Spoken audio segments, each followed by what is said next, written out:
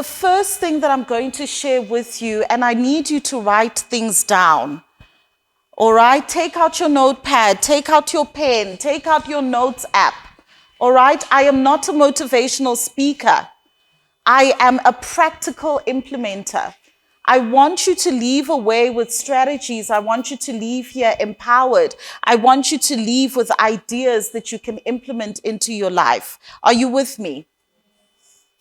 So the first thing that I want to talk about is online strategy. Online strategy. And today I am sharing with you the 3 things that I wish when I was sitting in a university chair, somebody had told me. This was information that I had to learn along the way. So I'm hoping that through our conversation today, we can shorten your journey towards financial success in whichever direction you choose to go into. So the first one is online strategy. We are living in a digital age. That means whether you pursue a career, whether you decide to be an entrepreneur, whether you decide to be a stay-at-home mom, you should have an online strategy. Because we are living in a time where how you are perceived in the online space is the new CV.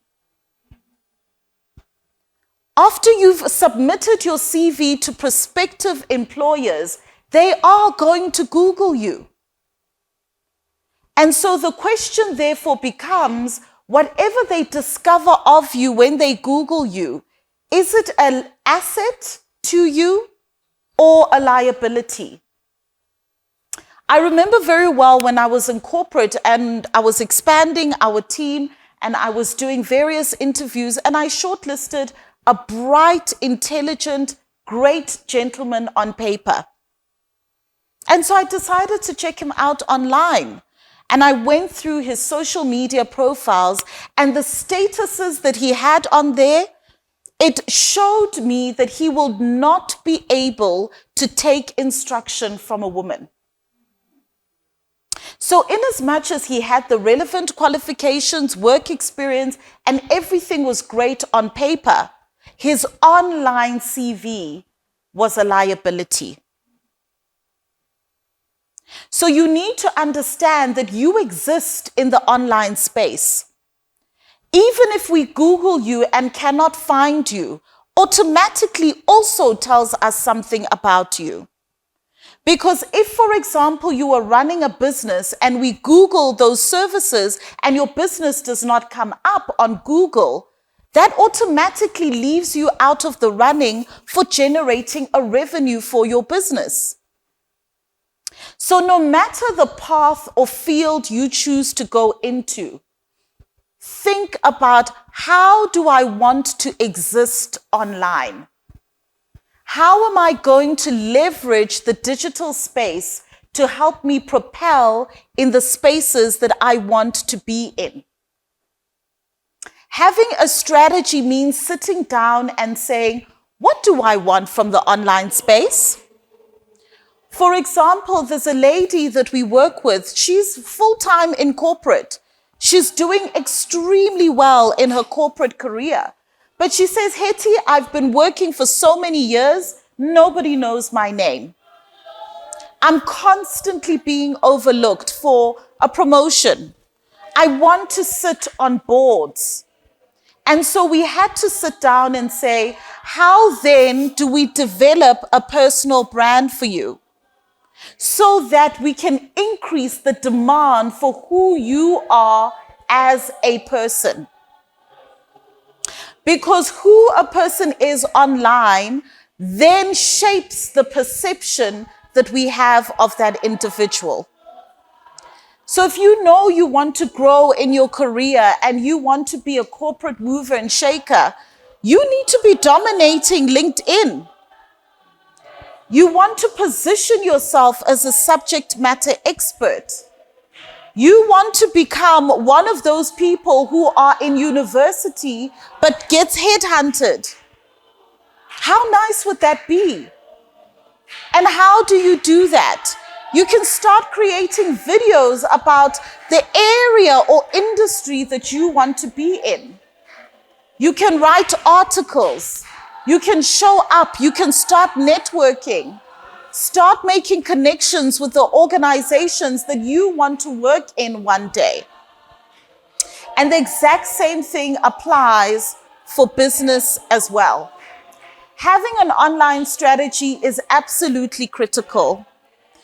And to be honest with you, this is something that I am passionate about, because the truth of the matter is that the online space, that the online space has literally changed my life. It has literally changed my life. I wish when I was in university, somebody had told me that my office can be my smartphone. I wish somebody had told me that I can generate an income from my laptop. I wish somebody had told me that as a couple, my partner and I could be full-time entrepreneurs. Often at times we hear about stay-at-home moms, but what about stay-at-home parents? It's a concept that we haven't even allowed our brains to go there, to explore the depths of what is actually possible. So having an online strategy is something that is going to put you leap years ahead of your counterparts who are the same age as you, the exact same qualifications as you, and with the exact same experience as you. If both of your CVs are on a table and both of you have gone through the interview process and one of you has an online persona that is an asset to a company, automatically you've got an unfair advantage. So please think about your online strategy. The second thing that I want you to think about is multiple income streams. Multiple income streams. When I was studying for my degree in political science and I majored in international relations, I was taught that once I've got my degree, I go out there and look for a job. And I will, of course, have one job, one salary. Nobody ever said to me, you know, with the qualifications that you have, these are the different ways that you can generate multiple incomes. So as a result, we've got young people like yourselves who believe that their only way of making money is through one salary. And that is absolutely not the case. So when we speak of the average millionaire having 7 streams of income, we're not saying go and do 7 different things, go and invest in 7 different businesses. That one thing that you are good at, whether it's hair, whether it's accounting, whether it's psychology, how do you leverage that one thing to pay you in multiple different ways? So if I look, for example, at my knowledge of monetization, it pays me in multiple ways. I'm a professional speaker.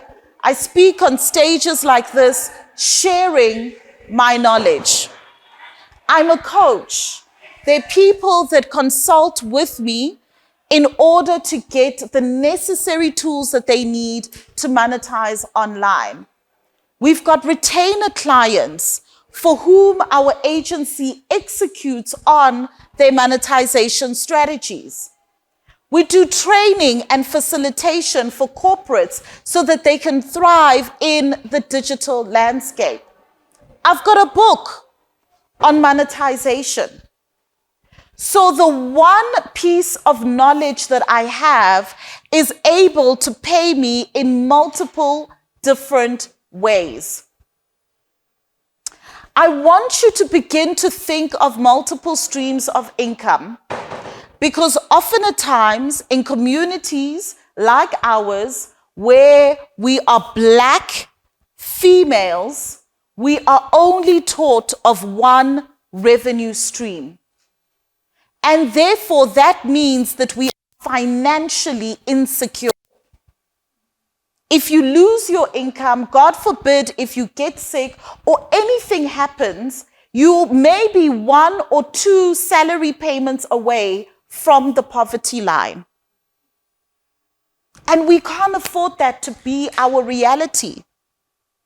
Therefore, how do we spread ourselves to be able to generate additional income with the knowledge that we already have, without having to learn a new degree or learn a new skill? This is very, very important. And I really wish somebody had told me this. Because when I left the doors of my university with my degree in hand, all I thought about was a job. And do not get me wrong, it's good to have a job. It's good to be employed. You learn professionalism. You learn how to work in a team. You learn how to be disciplined. You learn so many important things that you can apply in all facets of life. But what I am saying to you is that it is not the only way. And now, in the history of mankind, is the best time to be alive. That means that we have got the most opportunities in the history of mankind.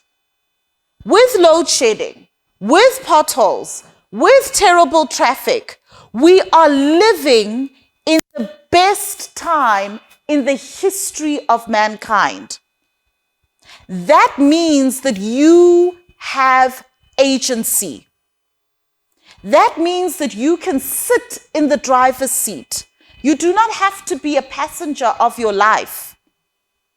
You can determine the direction you want to go, where you want to go, and how quickly you want to get there. So please never ever forget, once you leave the doors and the gates of this institution, that you are in the driver's seat. Many people who are older than you, people like ourselves who are stuck in our ways and stuck in the traditional ways of doing things, are going to advise you to take it easy. Follow the template. Follow the textbook. And often at times when we give you this advice, it comes from a good place. We don't have ill intentions for you. But what if you are meant to be the next Steve Jobs? What if? I have found that the beginning of the best understanding comes from asking questions. When I started asking questions in our monetization journey, everything changed. Why do we earn once a month? Like why? Why are we only earning on the 15th, the 20th, the 25th, the 30th? Why? By the time the 8th of the month comes, you are breathing through the wound. Why is that? Why can't we earn all month long? Lebo was talking about having a coach. When I got an international coach, it completely changed my mindset. I realized that my relationship with money was limited because my money goals were in South African rands.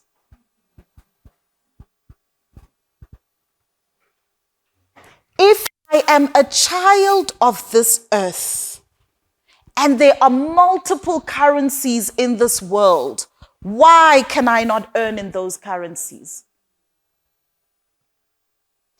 Ask the questions that are going to help stretch your mind. And that brings me to the third point. Keep your brain elastic. Keep your brain elastic. Human beings by default, we are creatures of habit.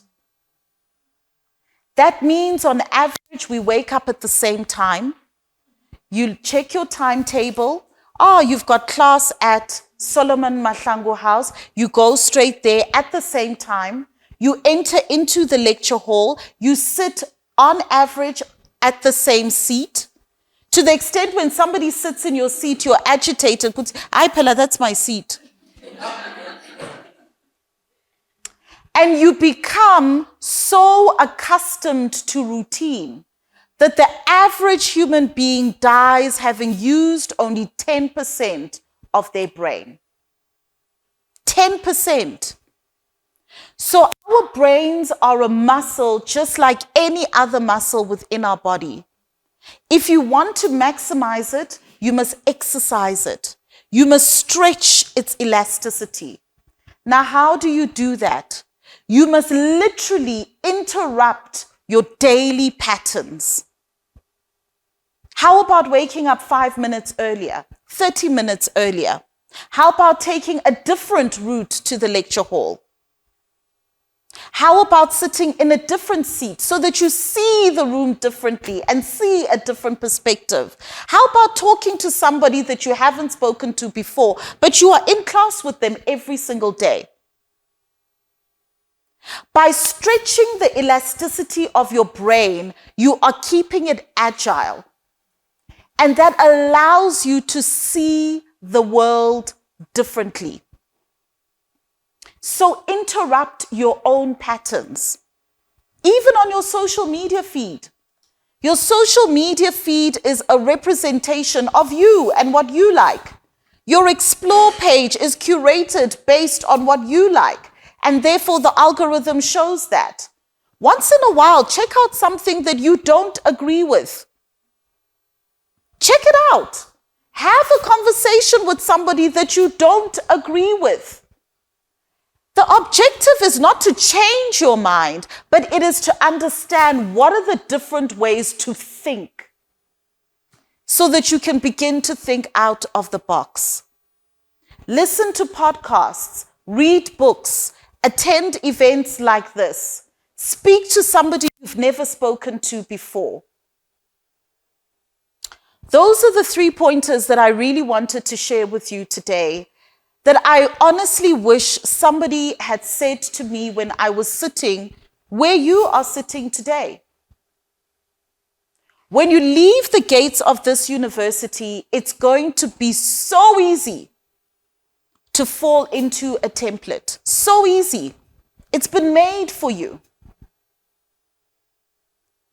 But what I am saying to you today is that you have agency. When you enter into the corporate world, you are going to want a seat at the table. You are going to want to be seen and recognized. And you are going to try your hardest to get a seat at the table. What I am saying to you is, rather examine that table and take a close look at it. Upon closer inspection, you may discover that, oof, that table, it's a little bit wonky, hey? It's not actually that straight. And the people that built this table did not actually build it with me in mind. And even when I do get a seat at the table, are they even hearing me? Or am I still fighting to be recognized? What if I built my own table that serves me, that honors me, that doesn't make me compromise who I am? Those are conversations you can have with yourself in your career, in your business, and in your life. I'm ending off by letting you know the ways in which we can continue this conversation even after the Q&A. I am in the online space. It's Hetty The Entrepreneur. I share a lot of knowledge. Keep me abreast of your journey. Let's hear the different ways that we can be able to support you. At the end of the year, we're having an Entrepreneur's Year-End function. I implore you to come along. Come and meet people who are doing different things in different fields. Let it expand your mind. You spoke of my mentor, Vusi Tembogwayo. He's our headline speaker at the event. Come and be in rooms of great thinkers who look like you, who sound like you, and that come from environments like you, so that you can be able to know what is possible. If it's something you're interested in, pop me a DM. We'll see what we can arrange with Tlogi, because you are students after all. So we must see what we can do from a pricing perspective. But be that person that raises their hand. Be that person that asks questions. Be that person that is confident in themselves. Be that person who understands that she has magic. And when she walks in a room, they better pay attention. Thank you, ladies.